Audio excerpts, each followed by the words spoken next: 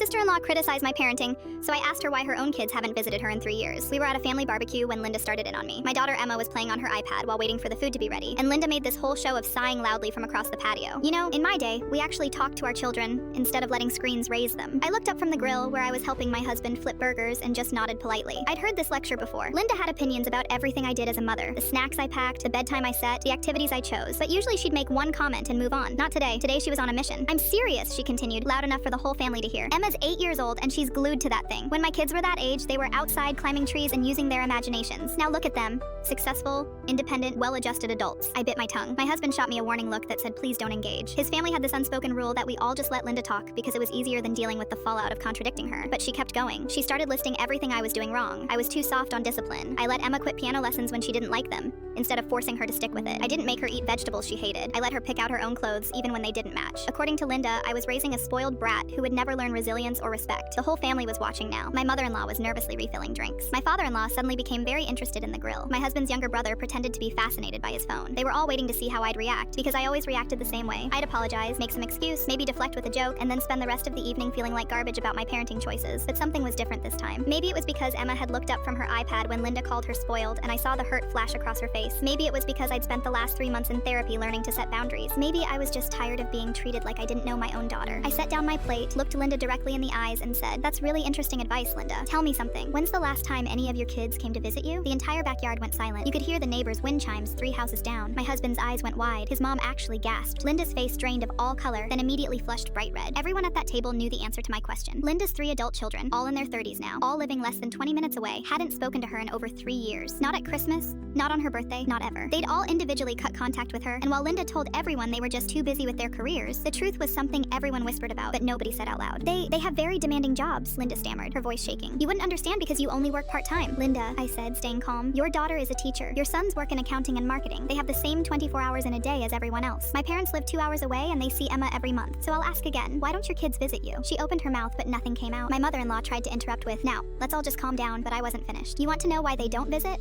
I continued. Because you spent 20 years telling them nothing they did was ever good enough. Your daughter told my husband that she went to therapy for years to undo the damage from constantly being criticized. Your oldest son said he finally felt like he could breathe when he stopped taking your calls. And your youngest? He told us at his wedding, the one you weren't invited to, that cutting you off was the best decision he ever made. Linda was shaking now, gripping the edge of the table. How dare you? She whispered. How dare you speak to me like this in front of my family? Your family? I stood up, my voice steady. Linda, look around. Nobody here is defending you right now, and you want to know why? Because they're all afraid of becoming the next target. Well, I'm done being afraid. You don't get to criticize how I raise my daughter when your own children won't even be in the same room as you. I picked up Emma's hand. Come on, sweetie, we're going home. Linda tried to reach out once, leaving a voicemail saying I owed her an apology for embarrassing her. I deleted it without responding.